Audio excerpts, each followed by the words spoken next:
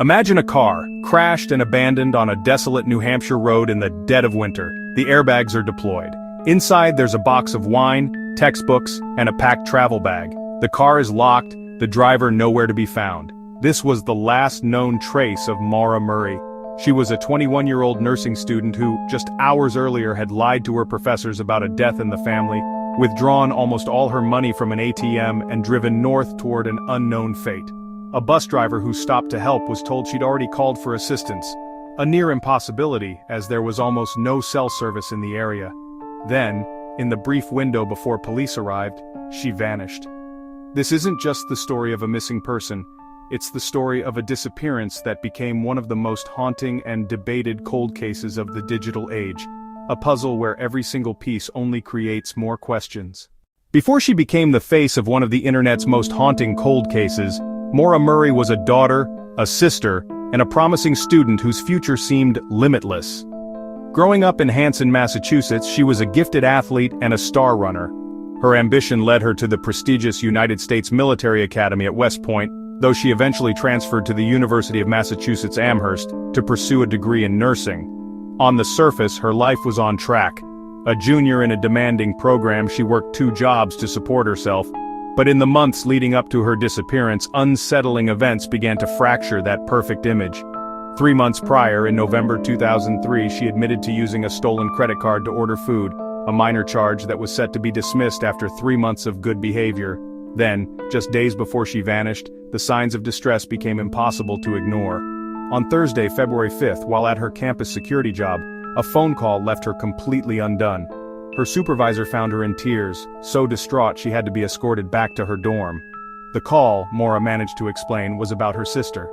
2 nights later, in the early hours of February 7th, she crashed her father's new car into a guardrail, causing substantial damage. Her father, Fred, later recalled she was devastated not just by the accident, but by the fear of disappointing him. A series of troubling incidents were adding up, but no one could have predicted what was coming next. The timeline of Monday, February 9, 2004, is a roadmap of baffling choices. Shortly after midnight, Maura used her computer to search MapQuest for directions to the Berkshires and Burlington, Vermont. Later that morning, she sent the fateful email to her professors and work supervisor, inventing a family death to explain a week-long absence. Her family has since confirmed there was no death. She then made several phone calls, one of which was to inquire about a condo rental in Bartlett, New Hampshire, a familiar family vacation spot, though she ultimately did not book it. At some point she packed a bag, but the contents defied the logic of someone planning to disappear forever. It was filled with her nursing textbooks, homework, and birth control pills.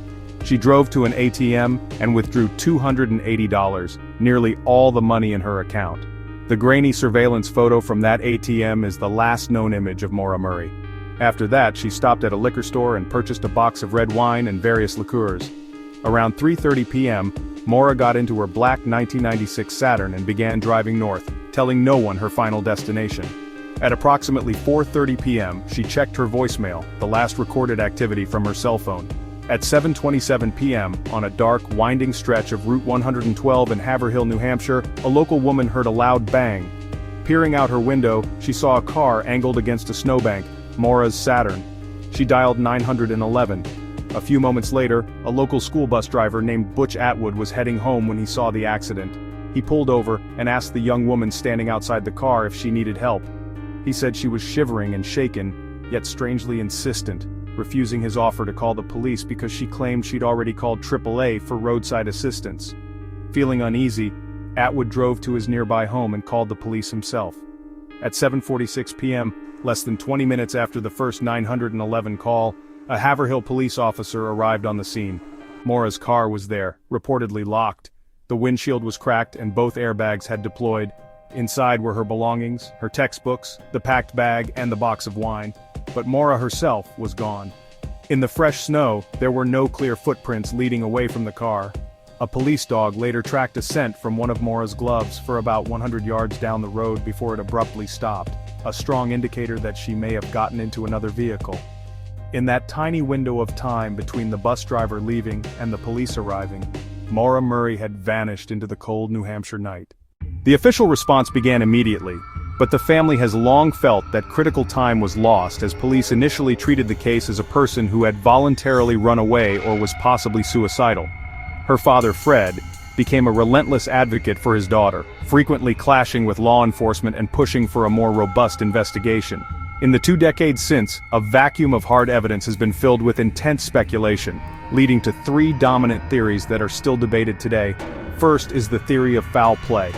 This is what Maura's family has come to believe. Her father fears she was abducted by an opportunistic local who saw a chance on a remote road. The scent trail ending abruptly supports the idea that she may have accepted a ride from the wrong person.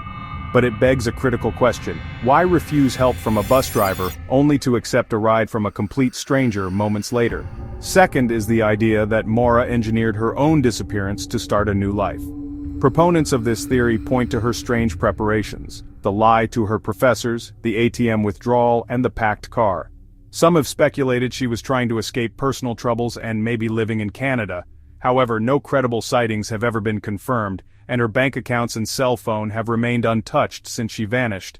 The third theory is that Maura succumbed to the elements.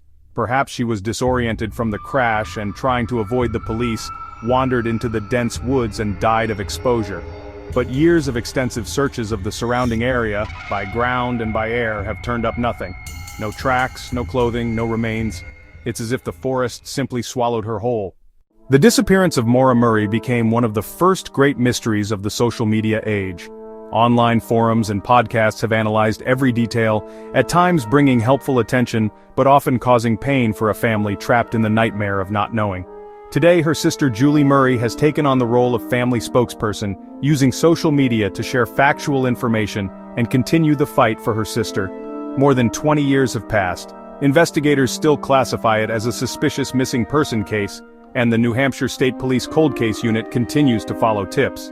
Investigative agencies have released age-progressed photos showing what Maura might look like today, a haunting reminder of all the time that has passed. Her car was found, but she was not.